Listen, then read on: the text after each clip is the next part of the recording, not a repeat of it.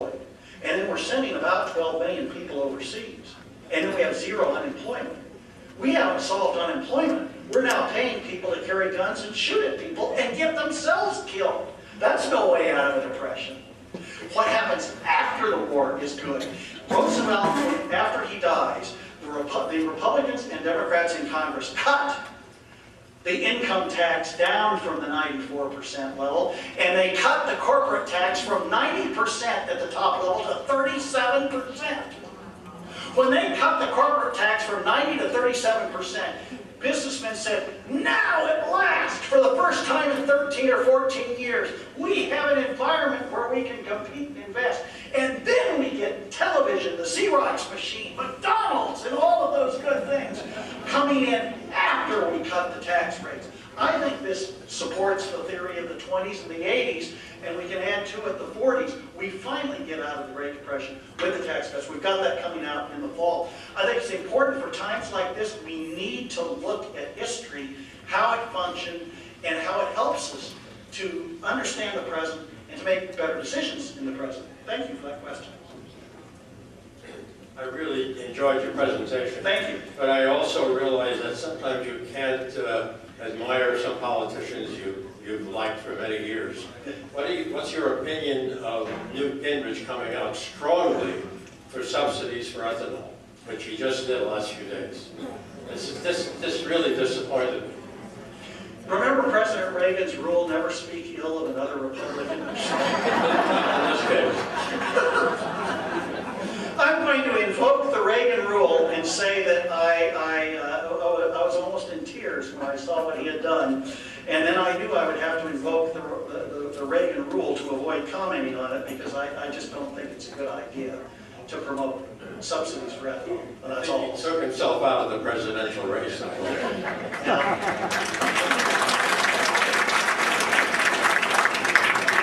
the way, how many of you follow the Oakland Raiders? Did you know Hillsdale has a Jared Valliere as a tackle on the Oakland Raiders? His Hillsdale grad is on the all-rookie pro team, played for Hillsdale.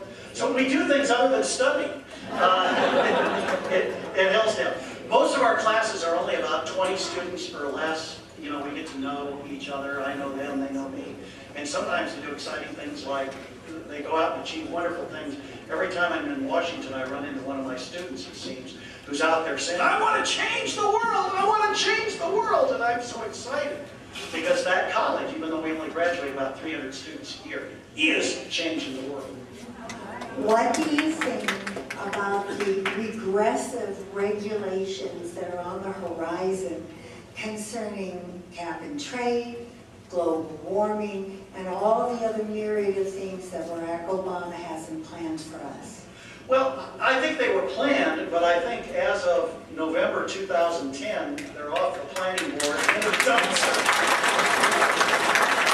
Well, I'm not sure they've been dumped. They may have been temporarily tabled, so Yeah. I would like to caution people about that. I think that's a fair comment. They've been tabled. See, I'm so optimistic. Well, let me tell you why I'm optimistic. I am.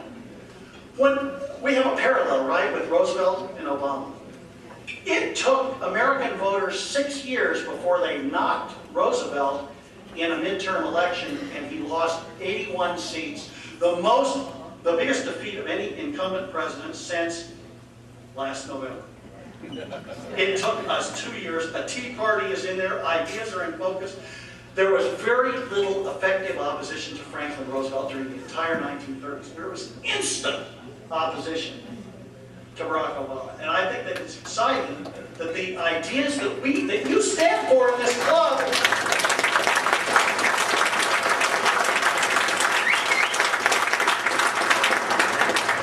that we teach at Hillsdale College, that we teach in the class, we have a required course in American history and world civilization, and they read original sources. They're not reading what other historians say. They're reading Martin Luther, they're reading the Bible. They're reading, on the American side, they start John Winthrop, Abraham Lincoln, George Washington. They're reading in the original, and then they go out and are able to quote what the presidents and what the major thinkers of the day said, instead of what some historian says that they said. And they are prepared. We didn't have this kind of preparation in the 1930s. The Tea Parties. Even a school like Hillsdale College, we just didn't have that going on. We do have it now. We have a lot of concerned citizens, and it's made a difference right away in a major election. Go ahead. Thank you for a wonderful talk. I know that we have a number of wonderful young conservatives here and throughout the country, and short of matriculating every single young person in the country in Hillsdale, how do we bridge the gap between the young, competitive, on fire, future of our country with the kids who think that government is Santa Claus and should take care of their every possible need and that they should for the rest of their lives? How do we get this to meet? That's a good question. I realize, that was funny, we can't send every kid to Hillsdale. And if you look at the weather patterns now, there isn't a kid in San Jose who want to go there right now. But that is true. I think you have to do it through the books and the literature that we have. And I think through Fox News, some of the TV shows that we have now. I think that we have a lot more available now that we didn't have in the 1930s, which is one of the reasons we're having more success now. I would start students out. I was talking with Susan Miller about this. I would start a student, have them read Henry Hazlitt's book, Economics in One Lesson. You can't send them to Hillsdale College. I use that book in my class. That book is a brilliantly written book. It sold 1 million copies. It teaches the essence of economics, and it can be read by someone who has no basic understanding of economics to begin with. There are a lot of basic books that we can use like that can help students get on the right path, and at least raise the right questions so they're asking the right questions to their teachers in class. Yes, sir. Thank you, sir. What are your thoughts on whether or not the debt ceiling should be increased? I think that this is a political issue too, and as long as, if we have to increase it, and we're probably going to, if we can get a trade-off, and I'd say this is the same advice I would suggest perhaps to California. Governor Brown is wanting this huge package of tax increases. It sounds just absolutely awful. It's just grisly to read. It makes me want to get back to the blizzard. And I was reading about that, and I thought, well, I guess what you have to do is stand firm and say, we won't sign on to anything unless we have an agreement to these cuts in spending. And so if you get an agreement, we will give you this, if you will give us this, and we can get some cuts in place, it might be a trade-off that will work to our advantage in the long run. It's a political decision, though. This is why you need not only people who are able to come up with good ideas, but people who have the political skill to figure out how to do the horse trading to get as much of that good idea into place. Go ahead. Kline, with your just comment, what's the best way to convince the elected officials to cut spending? Vote them out of office.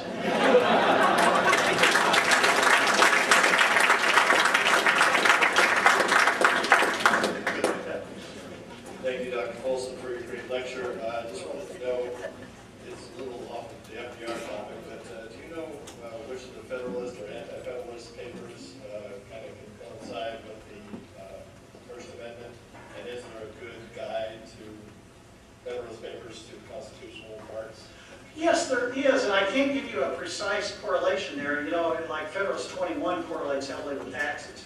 And of course, Federalist 51 and Federalist 10 are so good with Republican government and factions. And that is in part free speech. Federalist 10 is good for free speech because what it says is that the recipe against bad ideas is to just let them compete with other ideas. In other words, let free speech prevail. Madison writes. And good ideas in the long run will prevail over bad ideas. And I want to give this to Madison. He not only wrote Federalist 10, which he was expressing that idea on free speech, but when he was president, it was during a war. And he had the chance to shut newspapers down and shut meetings down. He didn't do any of it. And he didn't even raise taxes in the war because he said if you raise taxes during the war, the tax may remain there after the war.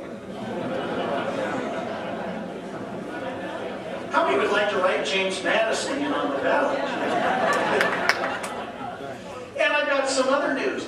He did that, and then he said, let's enact a somewhat higher tariff, because a tariff is easier to adjust than a tax, which you never get rid of. We put in a high tariff somewhat to pay for the war, and we ended up paying for the whole war. Now imagine this, we fought a war, we paid for the whole war, and paid off the entire federal debt. Within 20 years after Madison did that, we were a nation of surplus. We had zero national debt, we had surplus. In fact, when states came into the Union, they got free money for being a state. We handed every state money back at the end of the year because we had no debt, we had surplus. Now that's my kind of president. Yeah, go ahead. What do you think, since you were talking about Roosevelt and Social Security, and I wasn't even born in Roosevelt, and I'm not getting Social Security, a lot of these people are, but what do you think the young people should do with Social Security? What do you think he wants to talk about? It is interesting. In Hillsdale, most of my students... Savings accounts, young people should... Yeah, we should have some kind of private savings accounts. At least give them a chance to put some of that money, and President Bush had this suggestion, at least to put a chunk of it in some kind of savings account. I'm sure you've all heard the polls where most young people, a greater percentage believe in UFOs than believe that they will be around to collect their Social Security. And that's kind of a tragic situation. But I've asked my students, what would you like to do, at age 20? And of course, most of them say, well, I think I'm independent, I ought not even have it. And I said, well, in this day and age, it's hard to do. Politically, that may not be feasible. And they say, well, then private accounts. Some kind of private accounts where we can invest some of the money at least, and then have that instead of the fixed amount that the government gives us. Yeah. We are in a global economy, which means there's pressure for global government to regulate global economy. How do we maintain our independence in the face of this new era of commerce? Yeah, the question is that we're in a global economy, and the thing is, the United States, here's the thing that's kind of interesting, we've done best when we've been in a super global economy. And well, of course we were right from the start. We were trading with Britain, ships, and we were trading back and forth with Europe. And so to some extent we've been that way right from the start, but the more that we have been traded globally and competed globally, the more we have discovered that we're such an inventive nation. We're such an inventive nation that we'll invent things and we'll develop them better than most other countries so that we have more stuff to trade historically over the years than other countries have. When we provide a free economy, we compete very favorably in a global economy. Furthermore, we get cheap goods that other people are able to make better than we can do. So it works out well on both sides. The secret is avoiding what we had during the Great Depression with that incredibly high tariff. And getting out of that, the politics of the tariff are very tricky sometimes to work around. But the freer sometimes that we've been able to make our economy, often it has served the nation as a whole, even though particular groups have sometimes not benefited. It's tended to serve the nation as a whole very well.